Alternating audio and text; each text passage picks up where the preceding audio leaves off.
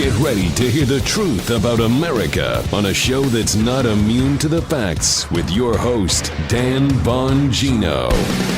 You know, I get a lot of feedback on shows, but rarely do I get the volume of feedback overseas I did on my show about what's happening in the new police state of Melbourne, Australia, an experiment in police state tactics. They have basically used the coronavirus, a very serious virus, no doubt, but as an excuse to just destroy people's civil liberties. I'll stay on this story to all our Australian listeners. I am on it. I promise you, I am with you. My heart, my head, my soul is with you. What's happening over there is a disgrace. People getting locked up, people getting harassed by the police, people not allowed out of their house. Absolutely disgraceful. I got, I'll try to give you a quick update on that during the week. I've got a couple surprises coming later in the week. You're going to want to pay attention to Friday's show.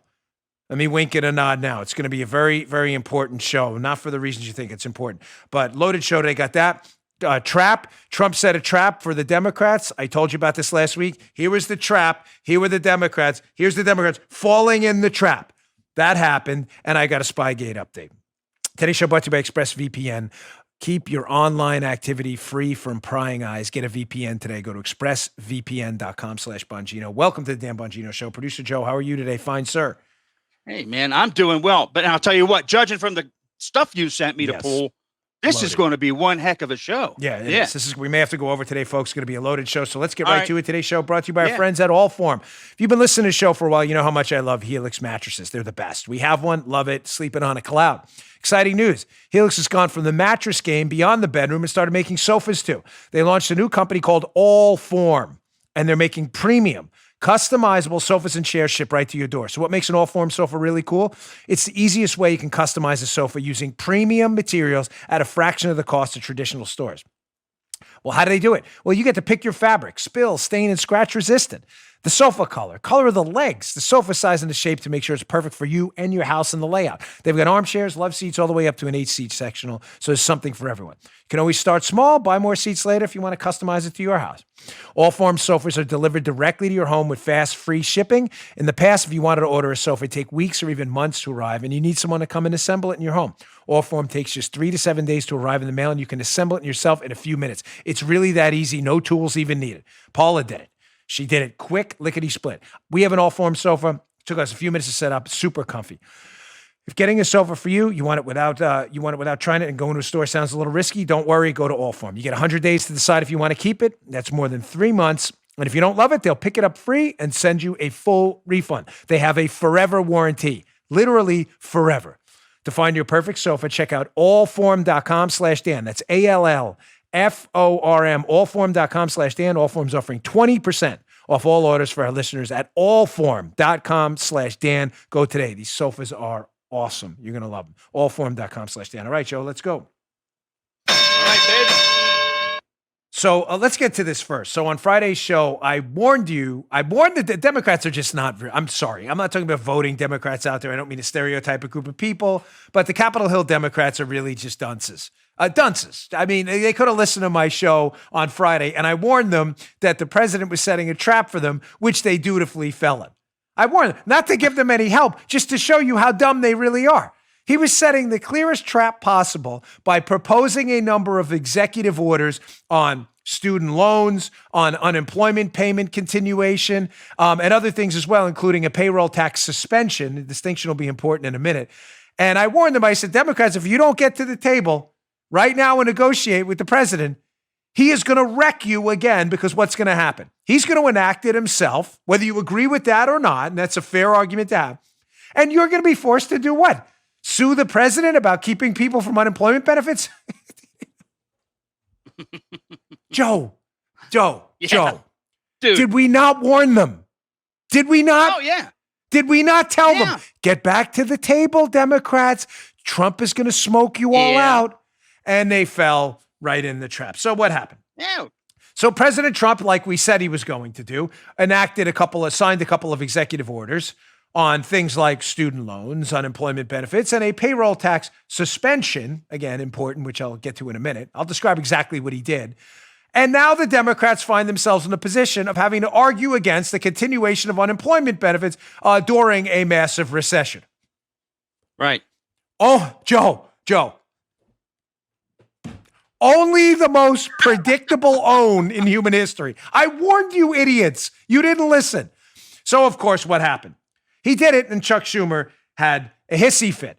He goes on ABC News with George Stephanopoulos and is now arguing, well, it didn't go far enough. Oh my, well, what did you do? You did nothing. So Trump just steamrolled you, zambonied you, railed right over you, and now you're left saying what? Well, we could have done more but didn't? Here's Chuck Schumer whining with George Stephanopoulos on, was it ABC? How it doesn't go far. Keep in mind, they were proposing nothing because they wouldn't come back to the table and negotiate seriously. Check this out. Well, let me first say, George, that overall we have this huge crisis, the largest economic crisis since the Depression, the greatest health crisis since the pandemic. And unfortunately, the president's executive orders described in one word could be paltry, in 3 words, unworkable, weak, and far too narrow. The event at the country club is just what Trump does, a big show, but it doesn't do anything. And as the American people look at these executive orders, they'll see they don't come close to doing the job in 2 ways. One, what they proposed, and second, what's left out. This is great. One, if you're watching the clip on our YouTube channel, youtube.com/Bongino, did you notice something, Joe? Did you notice Schumer's looking at notes? Did you notice that? Watch the YouTube channel. He has to look at his notes because he doesn't even know what's in the executive order. He has no idea. He's like, these executive orders suck. Hold on. Here's what, did you watch him? He has to look at the notes. Yeah. They suck so bad he doesn't even know what's in them. So Schumer's argument now is we did nothing, Trump did something, and it doesn't go far enough compared to the nothing we did. Schumer, 0, nothing. Trump, maybe, 4 or 5 out of 10 on this thing. Schumer, 0. Schumer's arguing his 0 is greater than Trump's 5. He did nothing. Now, Schumer and Pelosi, again, trap. Here's the trap down here. Here's Trump up here setting up the Democrats. He says, hey, walk forward. There's a little cliff there. Democrat, okay. This was only the most predictable political own in human history. I'm going to do something, Trump says, and challenge you idiots to do something else because you're doing nothing now. And they've done nothing. So Schumer's only argument here is, well, it doesn't go far enough compared to the nothing we did. You don't believe me? Here's another clip of Schumer, who gets asked shockingly by a reporter, Joe, incredibly, who has a moment of journalistic interest. You don't see this much with reporters, who says to Schumer at this quickie presser, well, you guys didn't do anything. So isn't this better than nothing? And listen to Schumer have a hissy fit meltdown. This is terrific. Check this out. Given the stalemate in Congress, do you understand the president taking executive action? It's not a stalemate in Congress. It's that our Republican friends refused to meet in the middle. We said, we'll meet you right in the middle. And they said, no, we want it our way or no way. You think this is better than nothing?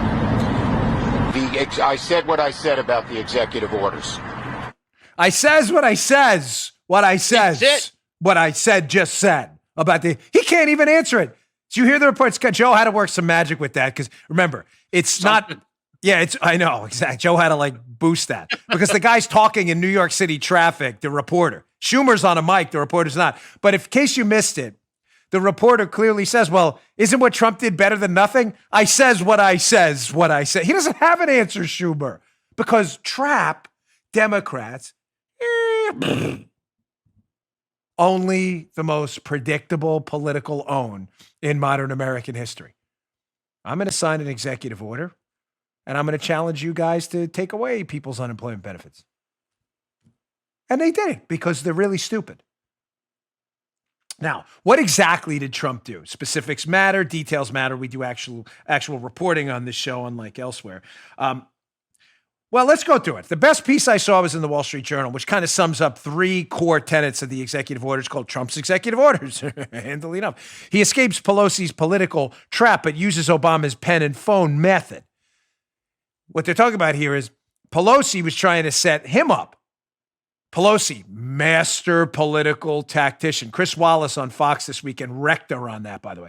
Pelosi, so we're clear on what happened here. Pelosi thought she had Trump penned in. Pun intended.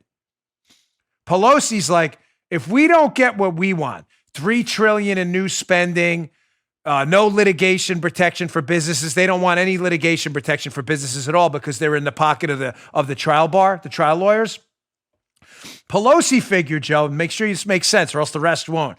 Pelosi figured Trump's got an election coming up, obviously, the presidential election in just, 80-something days now. If I hold out on giving you the American taxpayer relief during the economic COVID crisis, Trump will have to come to the table to get you relief, and I'm holding all the cards because we have the majority in the House. Gotcha. That was Pelosi's trap. Copy? Trump basically took Pelosi's trap and threw her trap into his trap for a double trapperooski. And won because he said, okay, well, I don't have to negotiate with you. I'm going to sign executive orders instead and then make you block them. What's that? You like that? The double trapperooski? What's that? The flipperoo? Yeah, Paul is right. The dipsy-do flipperooski. I tried that stunt on Paul and we were dating. It didn't work. The dipsy-do flipperooski. You know, when they get mad at you and then you get mad at them because they're mad at you, thinking what you did won't be bad because you're pretending you're madder than they are at you. The dipsy-do. It didn't work. She called right onto the dipsy-do. So what did Trump do? Is it legal? We're getting that question a lot. Hey, Dan, we all spoke out against Obama's executive orders. We should be speaking out now. Listen, not a fan of executive orders. Let me be crystal clear. But you're asking me a very simple question. Is it legal? You're not asking me, is it right? I don't like executive orders. Period. Full stop. Everybody got that? You can cut the tape right there. Don't like them. Wish we wouldn't do them. That's not the question I've been asked. I've been getting emails all weekend. Is what he did legal? Well, let's go to screenshot number 1 from the Wall Street Journal piece about the first big tenet of this, which is a payroll tax deferment. They're not canceling your payroll taxes. He's basically saying you don't have to pay them until a certain point, but then they're going to have to be repaid. Here's how the Wall Street Journal describes it. So he says the president's resort to executive orders is a separate issue, and it's worth considering all 4 in turn. The deferral of payroll taxes for Americans earning less than $104,000 a year is through December 31st, and it poses no legal issues. Again, I'm not asking you if it's right. Is it legal? The answer is yes. It goes on. Congress has already deferred the employer portion, and under the law, Mr. Trump can defer the 6.2% employee share. Here's the rub, folks. Canceling the payroll tax, your Social Security, FICA stuff taxes, right? That payment requires an act of Congress. Canceling, in other words, telling you, Joe, you don't have to pay it at all. That's not what he did. Trump deferred it. So the deferment will have to be repaid. See how he puts Biden in a box here, Trump. This makes the tax cut a limited economic stimulus because employers and employees aren't going to change their behavior if they know they have to repay the tax in 2021. Here's the catch. Trump says he'll offer legislation if reelected to cancel the repayment. Biden has not promised to do the same, folks. Again, I'm not arguing if this is right or wrong. I'm giving you the mechanics of it so you can make a decision. Trump now has Biden in a box. He took the Pelosi trap, did the dipsy-do flipperooski, dumps his trap on the Pelosi trap. He now signs an executive order saying you will not have to pay if you make under $104,000 a year, the payroll tax. You'll basically get a 6.2% raise in your check till December 31st. The simplest way for me to phrase it to you. But that money will have to be repaid later. He's saying, Trump, if reelected, I'm going to cancel the repayment and I'm going to work on some legislation, which they would need. They would need congressional approval, no doubt. Biden's not saying that. So now you have a choice, folks. You want to pay back that money to the government so they can waste it after the election? Or don't you? Talk about a trap on a trap in another trap. So Trump wins. By the way, is it legal? Yes, it is. Look up 26 USC 7508. 26 USC 7508.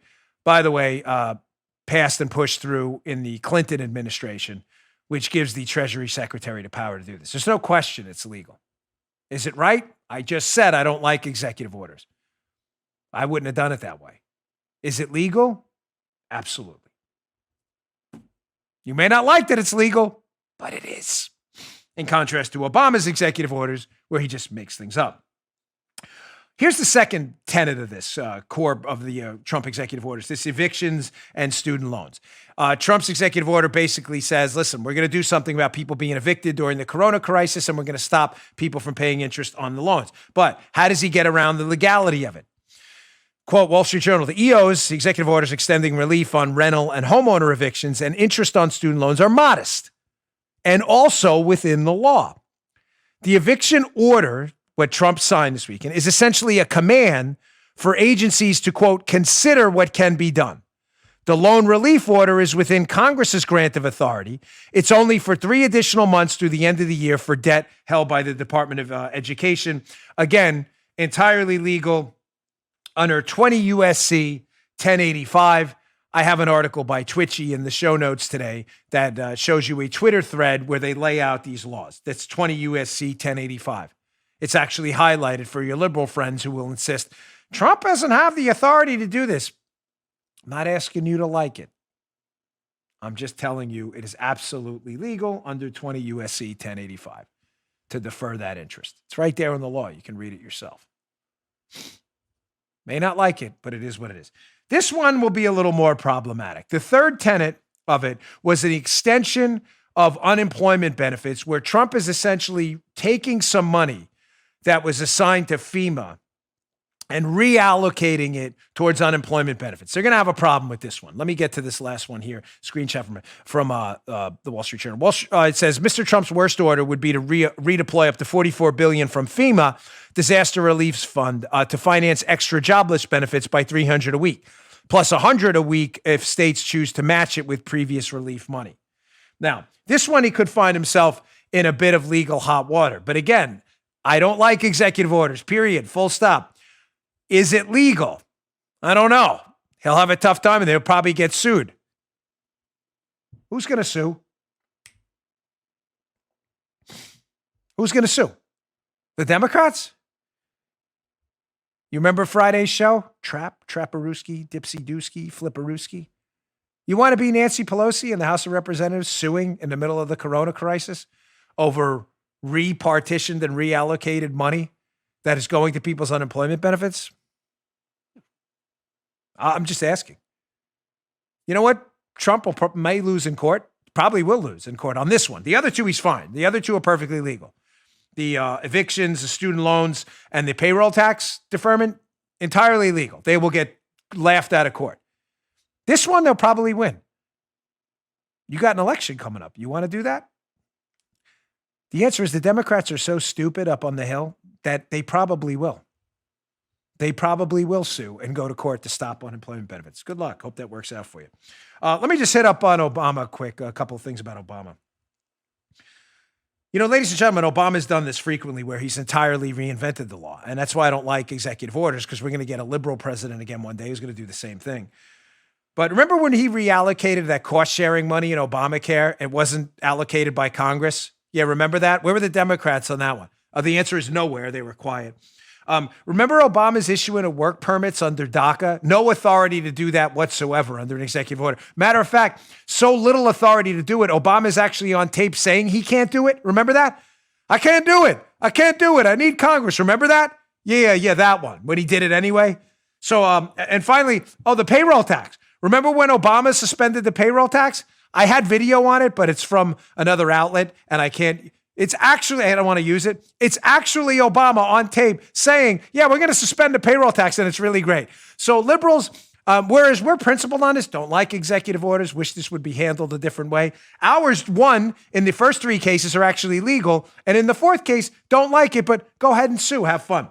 But your opinion on executive orders is meaningless because you did nothing about the cost-sharing executive order, nothing about work permits on DACA, and nothing about the payroll tax when Obama's in office. So please, mouth, no credibility whatsoever.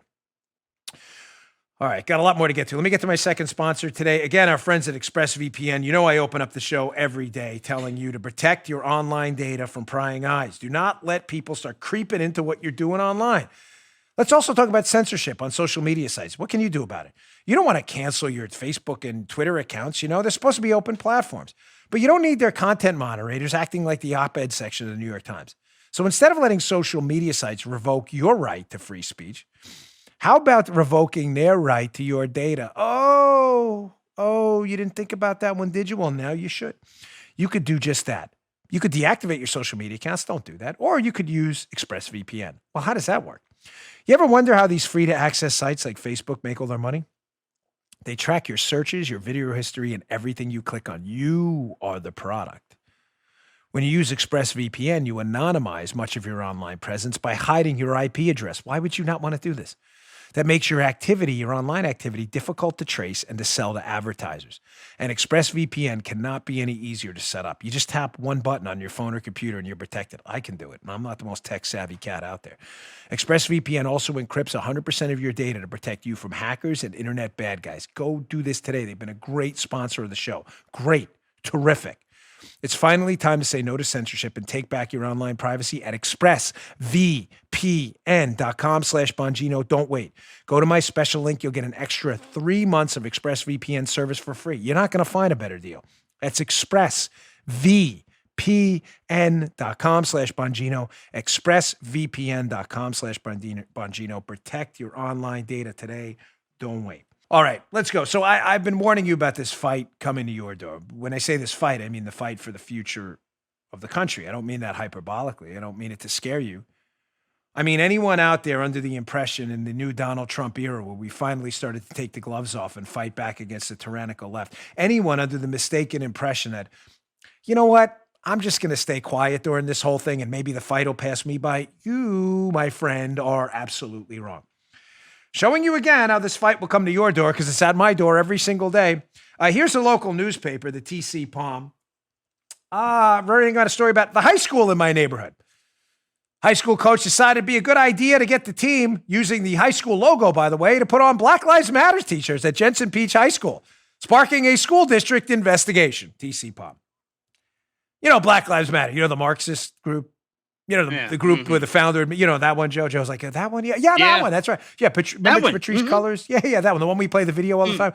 The Marxist group. You know, the Marxism, hundreds of millions of dead bodies, gulags, that concentration camps, that kind of thing. Yeah, the Marxists. Yeah, those. So Black Lives Matter's founders, they're a Marxist group. They're trained organizers, right? That group. And the group that calls for dead cops. Not just dead cops, but now.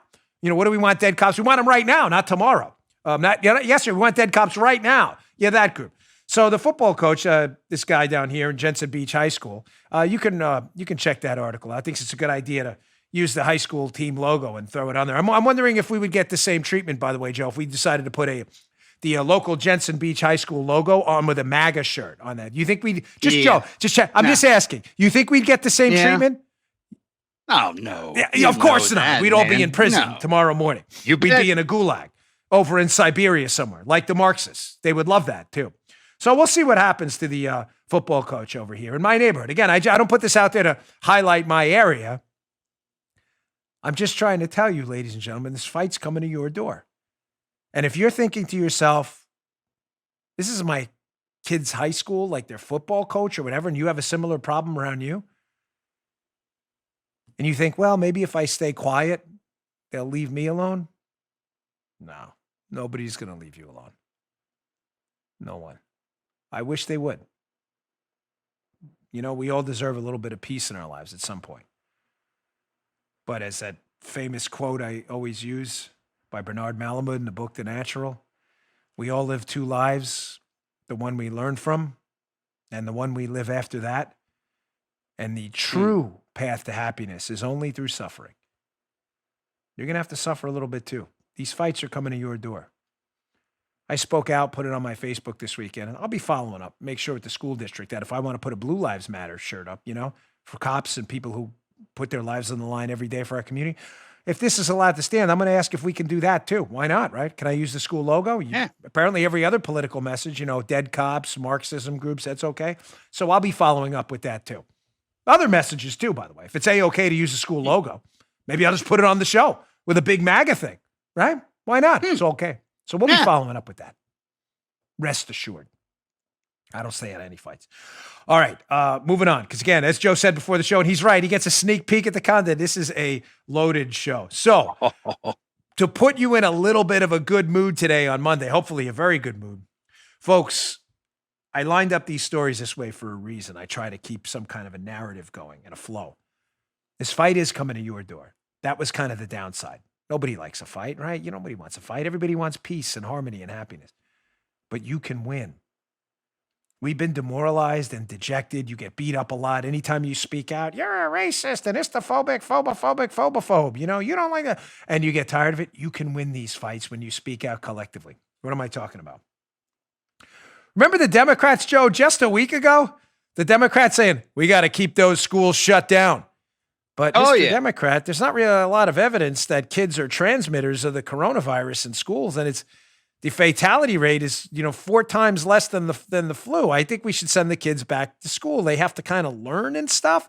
And the Democrats were like, no way. Keep the kids locked up in solitary confinement until we can give the teachers union all the money they want. Remember that argument?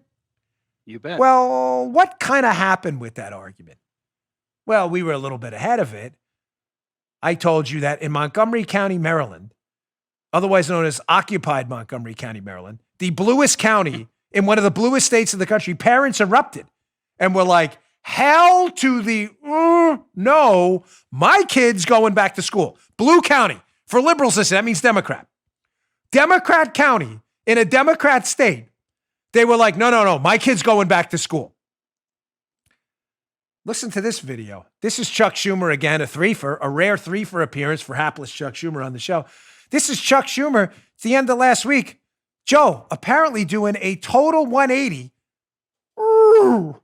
on the school closings thing because you all spoke up and said, nah, my kid's going back to school. Check this out. Opening up the schools safely. If you don't open up the schools,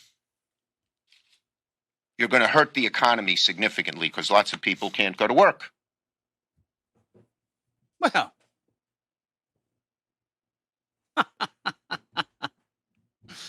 I need you to laugh a little bit because, again, we're on terrestrial radio now, and I think after 7 seconds of silence, it kicks to a best of. But I'm taking a minute here to was that just Paula? Was that clip Donald Trump? I'm getting a no from Joe. That was definitely Chuck Schumer, right? Because call me crazy, Joe, but just 2 weeks ago, Donald Trump said the same thing, and the media was destroying him, right? Like, we have to open up the schools. The kids are not really big transmitters of this, and there's not going to be any way to open up the economy. He did say that. I remember that. Yep. And you do. Yes, you do. And the Democrats said we were crazy, that we wanted to kill kids and stuff, right? You want all the kids dead. Right, and the teachers too, and the administration, and even the janitor. Everyone needs to be dead. You guys definitely want everybody dead. That was the line, right? Yep. As Greg Gutfeld said in our interview, what is the prison of two ideas? That you can't simultaneously handle opening schools and mitigating risk at the same time. If you want to open schools, you want people dead. The prison of two ideas. It's a great way. That's Greg Gutfeld's big hat tip to him.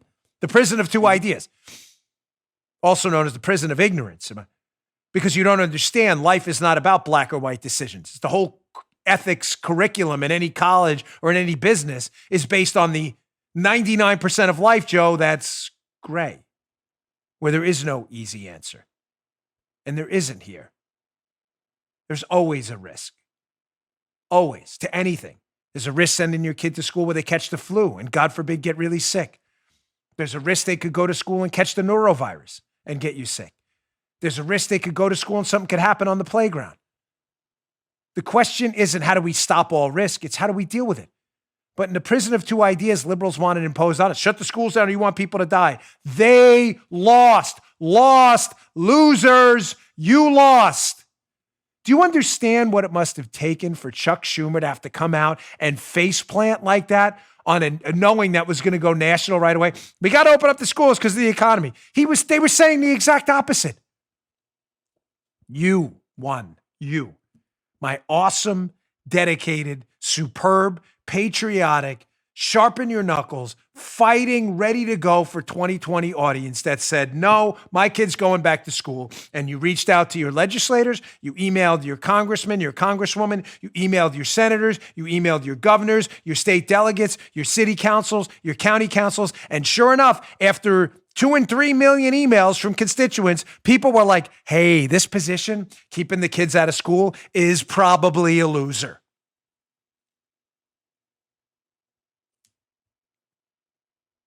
No time for victory laps, though.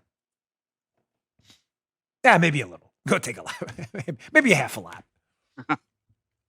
You won because we were right. Now, of course, the Democrats can't deal with us being right.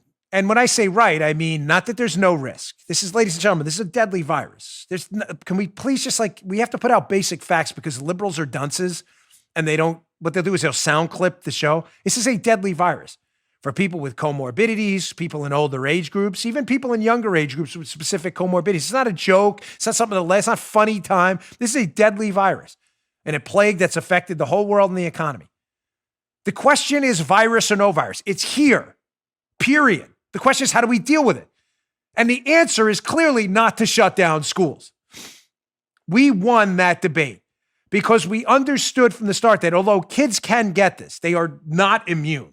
They may be partially resistant to some of the worst symptoms of it. They are 100% not immune. Kids in general. Some kids are because they've already had it, and some kids may have some degree of immunity from a similar type of coronavirus, but kids in general are not immune. You can 100% get this, and some will get sick.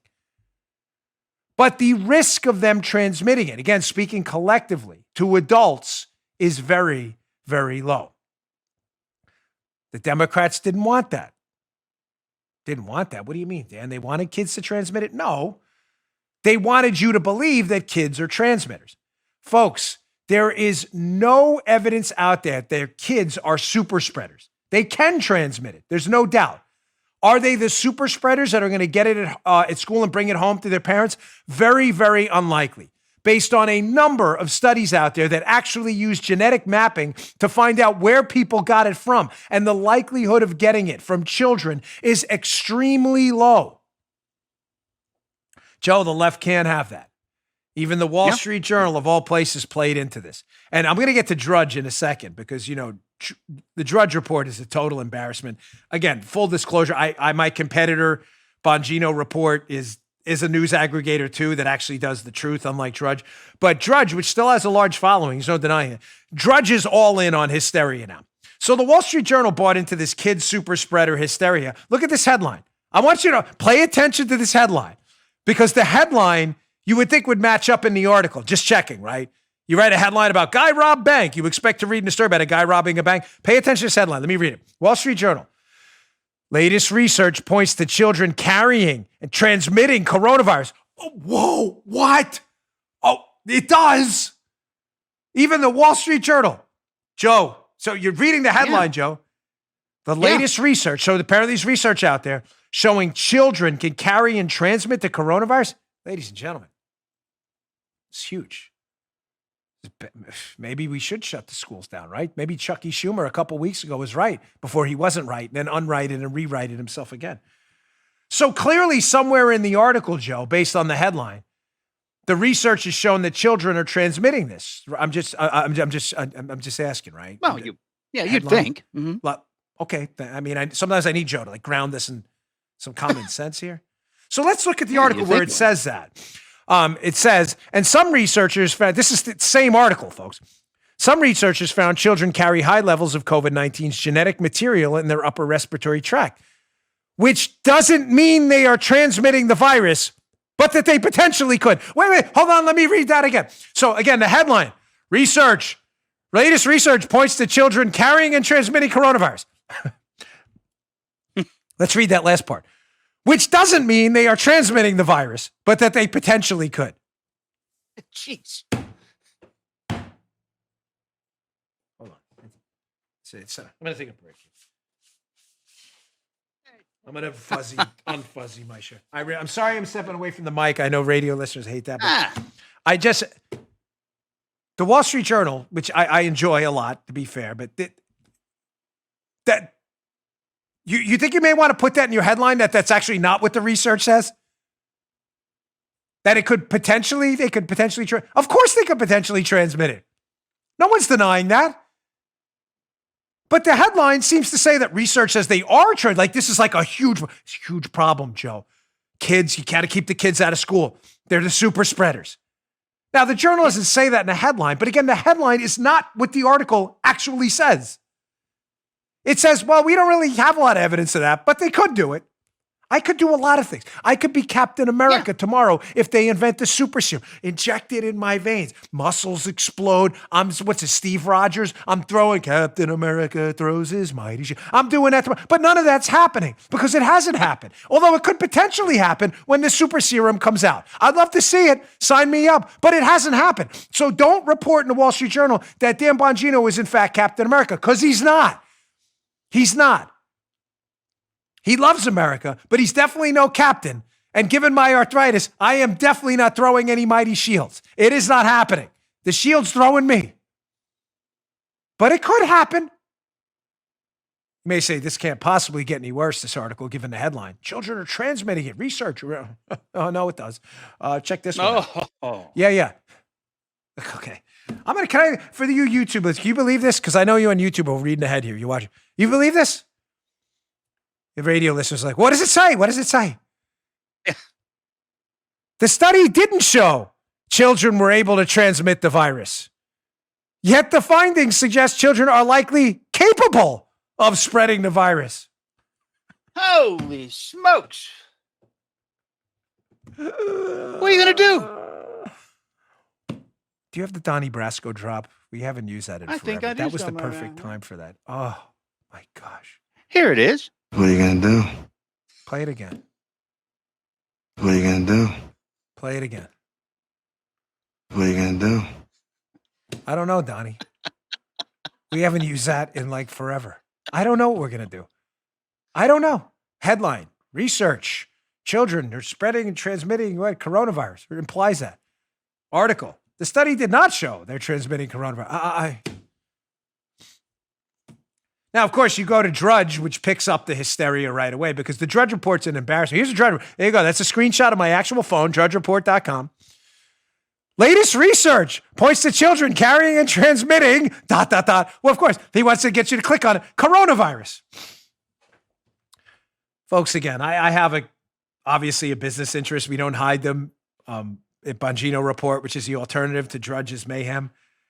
If you're looking for sanity, please use Bongino Report. We'll give you the truth, unlike the Drudge hysteria. Yeah, Matt, maybe you want to put in your headline that's the actual report said the opposite, that the study didn't show that and they could potentially transmit it. Like you could potentially be a conservative too, but you're not. I wonder where this story was at Drudge, by the way, before I get to my next sponsor. I didn't see this one up there. Is this on Drudge? The Times UK? It may be. You may want to check it out. Maybe we should put this up at Bongino Report. Pupils pose little risk of spreading COVID. The Times UK, not a right-wing outlet, folks. A study suggests there is little evidence the virus is transmitted at school, according to a scientist who backs reopening. Where was that story? Was that right below the Drudge story? Or what about in the Journal? I'm just asking. Did you cite that? It may have been linked in the Journal one. Check it out. Again, I like the Wall Street Journal. They do great work. This headline was grossly irresponsible. I'm very sorry. Where was that story? That children pose, quote, little risk. Nowhere, because the Democrats are fully invested in school hysteria. All right, I got one more about trade-offs. I'm going to get to it in a second. Let me just get to my third sponsor today, Paint Your Life. I got a lot of Spygate. It's going to be a loaded show. It may go a little long today, but bear with us. Ladies and gentlemen, Paint Your Life. You want the perfect gift, and an original gift you're not going to get anywhere else. Go to paintyourlife.com. Paintyourlife.com. Get an original painting by a world-class artist done by hand from a photo. We just recently celebrated Amelia's first communion. It was a special day for a lot of us. Some of you saw the pictures. Well, some of you are going to see a picture on a painting because we sent it in and we're waiting for ours to come back. It was a great moment in our life. It's a great idea for any special occasion. At Paint Your Life, you get a professional, hand-painted portrait created from any photo at a truly affordable price. Choose from a team of world-class artists and work with them until every detail is absolutely perfect. The platform is so user-friendly, you can order a custom-made, hand-painted portrait in less than 5 minutes. It's that easy. Get a hand-painted portrait delivered in about 3 weeks. Send any picture, you, your kids, family, Amelia's communion, in our case, a special place, a cherished pet. Combine photos, you can do that too. Makes a wonderful gift. Birthdays, anniversaries, a wedding gift for people at the wedding. It's a gift that's meaningful, personal. It can last and be cherished forever. At paintyourlife.com, there's no risk. If you don't love the final painting, your money's refunded, guaranteed. And right now, it's a limited time offer. Get 20% off your painting. That's right, 20% off and free shipping. To get this special offer, text the word Dan to 64,000. Text the word Dan to 64000, 64,000. Text Dan to 64,000, 64000. Paint your life. Celebrate the moments that matter most. Check it out, paintyourlife.com, or text Dan, D-A-N, to 64,000. All right, getting back to the show. So just showing you again how trade-offs are real, ladies and gentlemen. Sane people know this. There are no black or whites. There are no, as Gutfeld says, Greg, the prison of two ideas. You send the kids back to school, then you want people to die. That's two stupid ideas that are obviously, there's a huge gray area in between. Everything in life is on the margin. You don't ask in the winter black or white questions like, do you want the heat on or not? You ask how much. The margins, the degrees. Everything's about a degree. How much of one compared to how much of another? How much cold are you willing to accept in contrast to how much money are you willing to spend on heat? That's how you reach a middle ground, what sane people do. Everything in life is on the margin. Treating these situations during Corona as if there are no trade-offs, shut down the economy or you want people to die, is really stupid. And making other decisions like, what do you want, prisoners in prison to die with Corona? Of course we're going to let them out, leads to other tragic, disastrous situations like this. Look at this Fox 5 article. This one's tough to watch or look at. Fox 5. Maryland murder suspect was freed due to COVID concerns before allegedly stabbing a 63-year-old to death. So again, when you're stuck in that prison of two ideas, prisoners in prison during Corona, what do you want them to die of Corona? Instead of suggesting, well, maybe we should try to work on the situation with the Corona in the prison and mitigate it, but letting these prisoners out, one, may spread the coronavirus into the population, and two, may lead to things like prisoners committing crimes again, like allegedly murdering this woman. Story will be in the show notes. One more quick one will be in the show notes. You want to see it here, but there's an article at BizPac, too, I saw. It's up actually at BonginoReport.com. About masks. Again, trade-offs.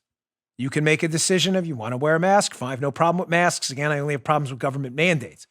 If you think a mask is going to save you, that's great. If you have a business, you want people to wear masks in there, it's fine. That's your decision. But it's an interesting article in my show notes today, Bongino.com/newsletter, if you want to subscribe to the newsletter. That is the show notes. How dentists are seeing an uptick in what they call mask mouth. What is mask mouth? What? They're seeing a huge, yeah, I know. I had to read the article twice because I thought I was reading it wrong. Apparently, Joe, when you wear a mask all day, you breathe through your mouth more. When you breathe through your mouth more with a mask on, I don't know, Donnie. I don't know. You don't have to cut that. I know you hit that by accident, but you can leave it in there because I love Donnie. What are you going to do? And he said, it's worth a 4. It's worth 4. But what happens with mask mouth is because you breathe through your mouth, you dry out your mouth. I'm not a dentist. I'm not pretending to be. I'm just telling you it was in the article. The dry mouth and the lack of saliva incentivizes bacterial growth, leading to more cavities. So dentists are seeing, you can read the articles in my show notes today. Dentists are seeing a huge uptick in the in oral disease and oral problems in people's mouths because they're wearing masks all day. I'm not telling you not to wear a mask. I'm just telling you the prison of two ideas, wear a mask or you want people to die, is again a stupid prison you put yourself in. There is a large gray area in there that is worth talking about. We will continue to talk about it on our show, while liberal shows can continue to stick themselves in the stupid prison. We're not doing it here. Okay, this is funny. This is really good stuff. This is just kind of one of those mental health breaks in the middle of the show because it's always loaded with material. Here's President Trump on, was it Saturday, signing the executive orders, or Friday, whenever it was. He's up in Bedminster in his club in New Jersey. And some of the club members came in and sat in the back or stood in the back of the press conference. And of course, the media, the media folks out there were like, well, these people are here and they're not wearing masks. So President Trump had probably the greatest comeback I think I've seen in his 3.5 years of presidency. Watch, this one speaks for itself. Check this out. Yeah, please go ahead. Thank you, Mr. President. You said that the pandemic is disappearing, but we lost 6,000 Americans this week. And just in this room, you have dozens of people who are not following the guidelines in New Jersey, which say you should not have. No, they don't have to. It's a political activity. You're wrong on that because it's a political activity. They have exceptions, political activity, and it's also a peaceful protest. So when you have, and as you know,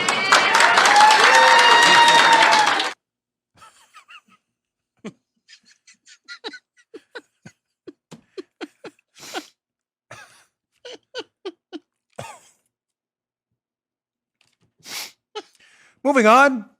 Gotta love this guy sometimes. I know it drives liberals crazy. You really gotta love this guy. No, they're okay. It's a peaceful pro. Do I have any gadgets in here? Wait, let's try. We haven't used this thing in a while. Let's see. Is there a fun? Someone sent me this a long time ago. Is it? Wait, let's see if there's a the screen. Someone sent me this out. Not exactly high-tech sound effects, but nonetheless, it's peaceful protest, folks. All right, let me get on to some serious stuff. So Spygate, huge breaks. I know a lot of you listen to my show for the Spygate insights. I'm not like teasing them to keep them at the end. There's just so much going on. I got to pack it in. I want to spend some time on this. This is important. Huge revelation this week, and a newly declassified document emerged. And I misspoke about it on Fox this morning about a time. I'm going to correct it here. I meant to say a year, and I said a month. So I want to get to that in a second. But article in the Washington Examiner by the great Jerry Dunleavy, who does terrific work. Again, be in the show notes, and I encourage you to please link to it and read it from the show notes. It's terrific. Lindsey Graham, declassified document shows the FBI misled the Senate about the Steele dossier. Folks, this story is, again, huge. I can't even describe to you the depravity we're looking at here. Well, what happened? Keep in mind, in January of 2017, the FBI, to keep this really simple, knows the dossier used to spy on Trump, that, compendium of crappy memos written allegedly by Christopher Steele, the PP stuff. They know it's fake because they've interviewed Steele's sources, and Steele's source, the primary subsource, they interviewed him in January. Keep in mind the timeline here. Danchenko is the primary subsource. Danchenko is telling the FBI in January of 2017, this stuff is rumor, innuendo. I can't verify any of this. And then he's saying, I didn't even say that. Everybody tracking me? The Bureau in January of 2017 knows their entire case, the PP tape, and the dossier to spy on Trump is junk. Got that? Why does this briefing that the FBI gave to the Senate matter? Because, ladies and gentlemen, it happened in February of 2018. 2018? Yeah, 2018. A year after the FBI knows their entire case for collusion based on the PP dossier is fake because the guy the PP dossier is attributed to has told them it's fake. The guy Danchenko, who is Steele's primary subsource. He's like, listen, I didn't say that, and this other stuff was just rumor. Let's go back to Jerry Dunleavy's piece to describe how sick this really is. So the Bureau, now, Christopher Wray, third or fourth worst director in FBI history, has been the FBI director for about 7 to 8 months when this briefing happens. He sends the FBI up to Capitol Hill. You'd think they'd be like, keep this up for a second. You'd think they'd be like, hey, Senate, be wary. We interviewed Steele sources and this is all crap. That's not what happened. Here's from Jerry Dunleavy's piece. The FBI's newly declassified briefing document dated February 14, 2018. It's a document where they're getting ready to brief the Senate, and this is what they're doing. Claim that the primary subsource, that guy Danchenko, said that, quote, several reports appeared to be derived from multiple sources, to include the information he provided to Steele, as well as information that he had not collected. And that, quote, he did not cite any significant concerns with the way his reporting was characterized in the dossier to the extent he could identify it. Wait. Let me read that sentence again. The FBI is preparing a briefing to brief the Senate a year after they know Steele's source is saying, hey, this stuff's not true. Yet they're saying in the briefing packet that the source did not cite any significant concerns with the way his reporting was characterized in the dossier. You understand that's an absolute lie. That is, the source said the exact opposite, a 180. He was concerned about all the information attributed to him in the dossier. All of it. Did not cite any significant concern. That's a lie. They're lying. Folks, Christopher Wray, the director of the FBI, has got to go. Did he authorize this? Who knew about this? You sent your agents up to Congress, up to the Senate, to brief the Senate, citing that the source they'd spoken to for Steele didn't cite any significant concerns, despite the source expressing a number of highly critical concerns? Ladies and gentlemen, Ray's got to go. He swore in my wife's birthday, August 2nd, 2017. 8 months later, his FBI is going up to the Senate and absolutely lying still to this day about what's in the dossier, who said it, and concerns they had about it. Disgusting. Just disgusting. Ray has got to go. Please just step aside. We know about your relationship with Sally Yates, the extensive history you have with her. We know about you. This guy is swamp through and through. He has got to go. Secondly, I said this morning on Fox, just a quick correction. I said that Barr doesn't get appointed to a year later. I said he was appointed. I meant to say a year. I said on Fox this morning, Barr's appointed a month later. Barr's not, doesn't take the attorney general spot till later on, till 2019. But one of the other reasons this is significant, the point I got across on Fox is totally valid. The reason the FBI is lying here is because they know if they go up to the Senate, they know it's going to leak. And they say, listen, all the sources we used to spy on Trump are bogus. This collusion thing is fake. They know Bob Mueller's going to have to drop his case. So they lie and they sweep all of it under the rug, hoping they can nail Trump, get him out of office on an obstruction charge, and keeping all of this from the attorney general's office, including Bill Barr, who takes the seat a year later and is absolutely onto this scam. Just gross, folks. Just totally gross. All right, I've got some killer video. One last sponsor, and I've got some killer video you're going to want to stay tuned for from Maria Bartiromo's just stunningly good show on Fox in the weekend. She had Lindsey Graham on about this, and then she had Stephen Schrage. You're like, Stephen Schrage? That's going to be important in a minute. Stay tuned. Final sponsor today, our friends at Brick House Nutrition. Ladies and gentlemen, I love this. Love it. Field of Greens. We take it every day. Paula takes it twice a day, sometimes 3 times a day. What is Field of Greens? What is this, what I'm holding right here? It's a superfood, not some cheap supplement flooding the market. These crap pills out there full of extract. They claim to be good for you. It's garbage. This is real fruits and vegetables, wholesome, high quality, healthy fruits and vegetables packed with vitamins and antioxidants, ground up into a powder that tastes good, and it's super easy to prepare. I always throw it in some tomato juice or green tea. It's really good. The difference is right on the back of the jar. I want a hat tip, by the way, the liberal reporters who play this commercial on their Twitter feed. Get the website right too. It's brickhousenutrition.com/Dan. We appreciate it. If you could highlight this too, we'd appreciate this too. The difference on the back of the jar is right here. You notice what it says there? Can you read that? It says nutrition facts. Why does that matter? Because if it was a supplement, in other words, some crappy fruit and vegetable extract, it would say supplement facts. It's not. This is food. Healthy. Fruits and vegetables scooped into 1 scoop of Field of Greens, a full serving of USDA organic fruits and vegetables that'll power you with clean energy and fuel a healthier and happier lifestyle. It's important right now. We want to be healthy. Go to brickhousenutrition.com/Dan. I swear by this stuff, and get 15% off your first order with promo code Dan. That's brickhousenutrition.com/Dan. Pick up your bottle of Field of Greens today. Comes in a nice berry flavor too. Pick it up today. brickhousenutrition.com/Dan. Use promo code Dan. You won't regret it. It's really good stuff. Field of Greens. Pick it up today. Okay. So a little bit of background on what happened on Maria Bartiromo's show, Sunday Morning Futures on Fox this weekend. She had a guy on by the name of Stephen Schrage, who's been on my list of interesting, let's say, people for a very long time now. Who was Schrage?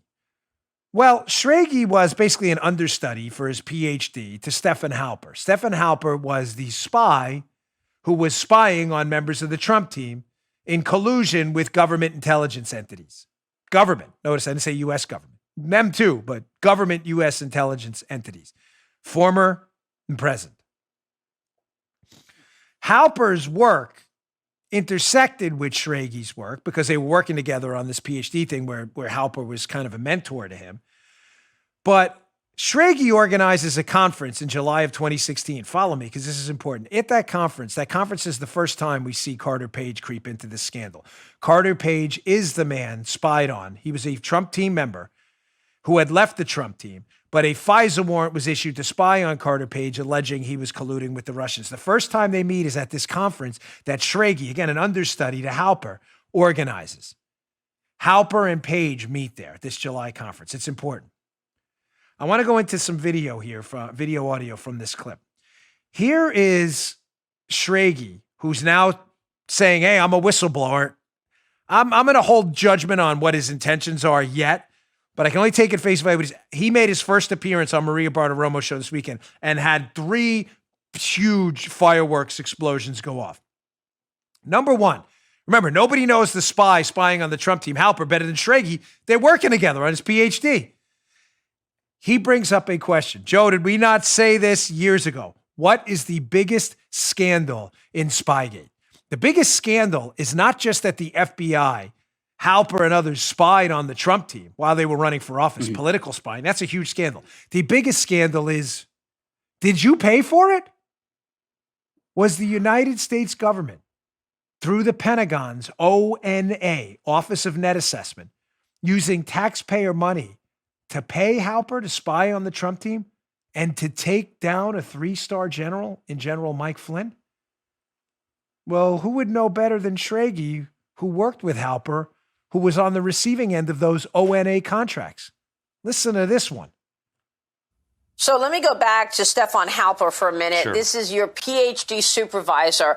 Right. The Office of Net Assessments awarded him 4 contracts between May of 2012 and September of 2016. Right. In September of 15, he was awarded a contract valued at $245,000 to study Russia and China. Characterize that. Are these the kind of money, these the kind of paychecks you get for doing a report on China and Russia? And isn't it interesting that just months later, after he was awarded another contract of $411,000, then the wiretapping of Carter Page started? Yes, I have never heard of that in an academic setting, providing that much compensation for these types of reports. Again, self-praise stinks, so we'll try to avoid it at all costs. I just don't want you to think you've been wasting your time on this show. My next book launches October 9th. It's available for pre-order now. Follow the Money, Barnes & Noble, Amazon, elsewhere, wherever you get your books online. The chapter on this entire scandal, it's not the whole book's on it, but it's about other things. George Soros' connection to this liberal movement, everything that's going on. What happened with the Wuhan virus. It always follows the money trail. But the chapters we have on this are stunning. Did you pay for this? I told you, I think 3 years ago. There it is. Thank you, Miss Paula. The scandal isn't just, did we spy the United States government on political people for political reasons based on a fake PP dossier? The real scandal is, did you pay for it? You hear Schrage there? Again, this is Halper's understudy there, saying, I've never heard of such a thing. 6-figure contracts paid to Halper during this time period. We're spying on the Trump team for research on Russia. I've never heard of anything like that. Yeah, either have I.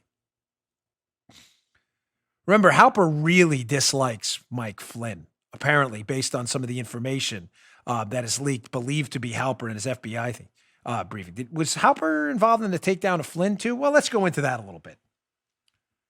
Why does Halper have such an interest in Mike Flynn? Maybe because Mike Flynn was a former intelligence official who knows exactly what's going on. And maybe because Mike Flynn's buddy who worked at the Office of Net Assessments, the one that was paying Halper with your taxpayer dollars, the Pentagon office. Mike Flynn's buddy was an actual whistleblower and blew the whistle about payments from the ONA using your tax dollars to Halper. Flynn had to be taken out.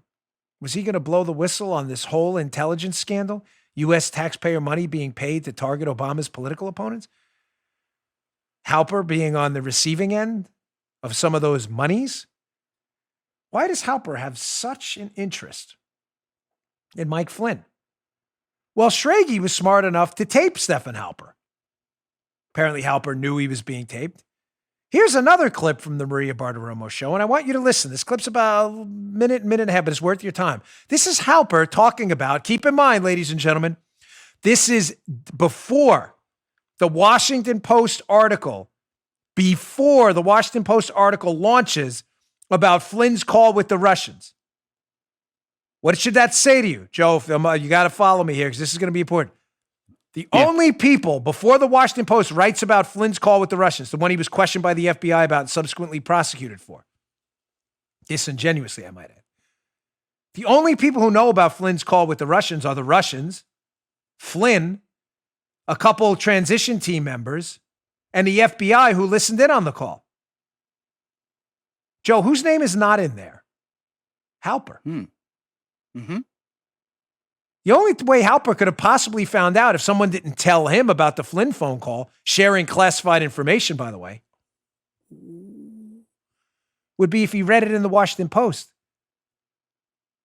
But the Washington Post article doesn't come out till 2 days after this recorded conversation. You may want to ask yourself, how is Halper so sure that Flynn is, quote, effed? They got to blank that. How does he know that? Listen to Halper talking to Schrage 2 days before it became public knowledge about the call. This is on January 10th, 2017, 2 days before there was a leak in the Washington Post that General Flynn was going to be investigated about the Logan Act, and you recorded Stephen Halper talking about Flynn. Let's roll that recording right now. If you go in the NSC, you have to consider very carefully if you feel it's appropriate for you to work for Flynn or if you want to work with. I don't think Flynn's going to be around long. Yeah. I mean, that's just my guess. But Right. the way these things work, you inevitably find yourself at odds with someone. Yeah. I mean, you always do. Yeah. Probably lots of people. Right. And when your opponents, I won't call them enemies, but when people oppose you are looking for ways of exerting pressure, they go to people that they know you're at odds with. Right. And that's how it builds, and then eventually you get squeezed pretty hard. And that was my kind of lesson. But Flynn's reaction to that is to blow up and get angry. Yeah. He's really, I don't know where he goes from Yeah. But that is his reaction. Right. That's why he's so unsuitable.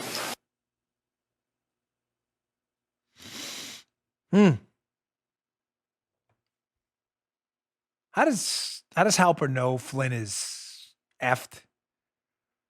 How does Halper know about the pressure that's going to be exerted upon them? How does Halper know that Flynn's days are numbered? Who's telling him that? Yeah. Now, you may say he's guessing. Well, guessing based on what? January 4th, which is 6 days before this tape. January 4th, that's January 10th. The article comes out in the Washington Post January 12th, so you have your timeline down. On January 4th, the FBI is trying to close out the case on Flynn because they have, quote, no derogatory information. That wasn't a radio skip. That's me, so you understand. So if the FBI, with all the powers of the United States government's intelligence, counterintelligence, and law enforcement apparatus, could find, quote, no derogatory information on Flynn by January 4th, then what does Halper know 6 days later? Did someone leak that they were going to put in the Washington Post the classified details of Flynn's call? Did they leak Flynn's call to Halper?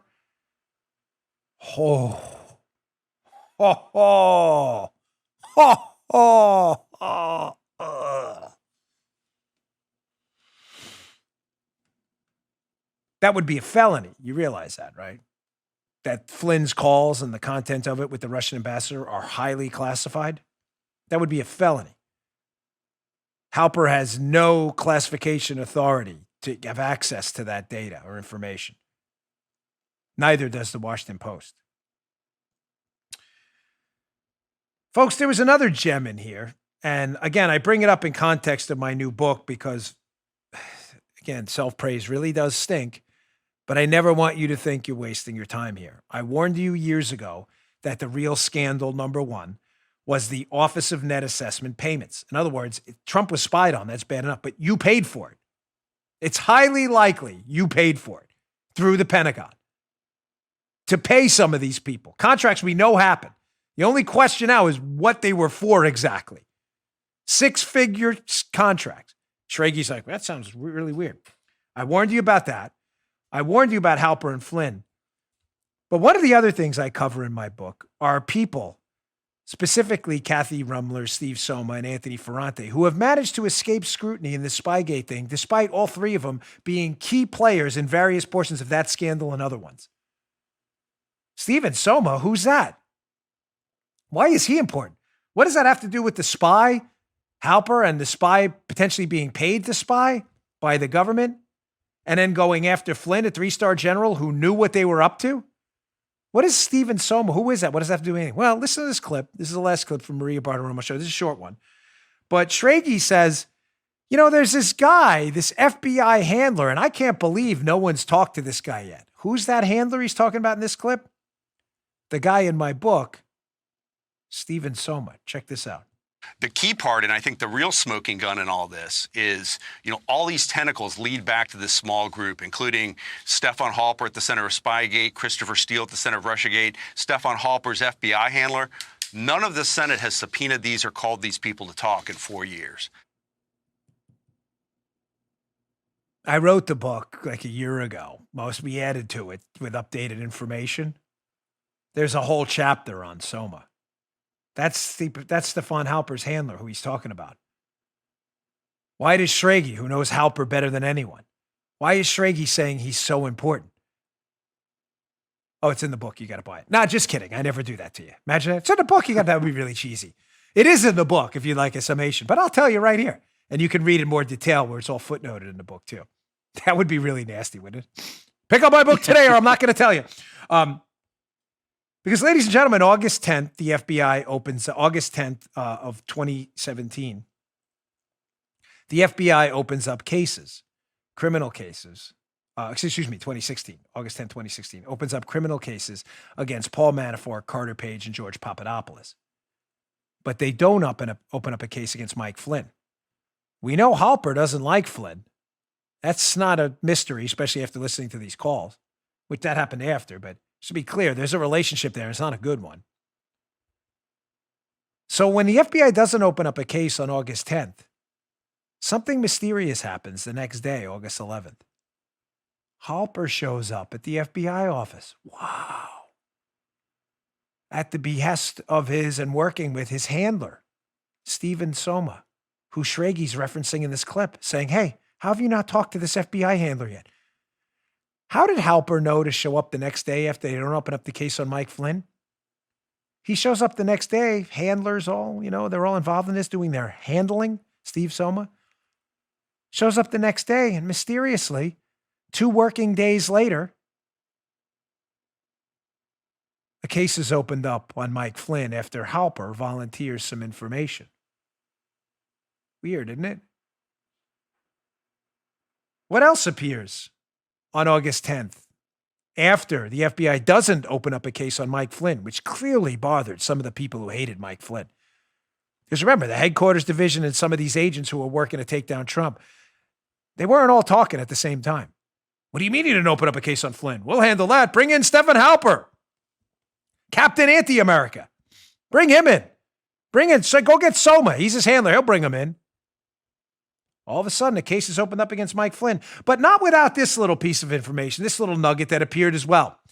Remember, Christopher Steele's the alleged author of the dossier. There's a relationship there with Steele and Halper that's yet to come out. Maybe through other proxies, but it's there. All of a sudden, on August 10th, this dossier shows up. Convenient timing, right? Small print, you don't need to read it. Bottom line is we have it. It mentions Mike Flynn for the first time. And what's the date on this dossier? How Flynn may be working with the Russians. Oh, boy. August 10th, 2016. You dig? Someone in the FBI working with Halper and others in the anti-Trump cabal who want to take him down, are clearly upset the Bureau didn't open up an official case on Mike Flynn on August 10th. So they bring in the ringer, Stephen Halper, with the FBI handler, Soma. Soma, by the way, who knows Christopher Steele's handler, this agent Gaeta, they worked together in New York. Steele's handler, Halper's handler. Steele produces a dossier August 10th. Halper's handler produces Halper August 10th. And all of a sudden, a few days later, August 16th, a couple working days later, a case is opened up to take down Mike Flynn. The details in the book are pretty horrific. We go through it at length, footnoted to death. We put a ton of homework. That chapter was I read the Audible. That chapter was the longest one to read. Pick it up today. Highlight it, dog ear it. You're going to love it. All right, folks, thanks again for tuning in. Joe and I have a nice special surprise show for you. Don't miss Friday's show. We're going to be announcing something. I'm a little hesitant to announce it now. It's not an interview thing per se. Like we're not, we're hoping to get President Trump back, but it's not that. I'm not like, but it's something I've been promising for a while, and we're going to finally get her done. All right, or get it done, I should say. Speak in proper English. Thanks for tuning in. Please subscribe to my YouTube show, youtube.com/Bongino. Do not miss the shows this week. We'll maybe drop you a couple of clues, all right, tomorrow. And subscribe on Apple Podcasts, youtube.com/Bongino. Really appreciate it. See you all tomorrow. You just heard Dan Bongino.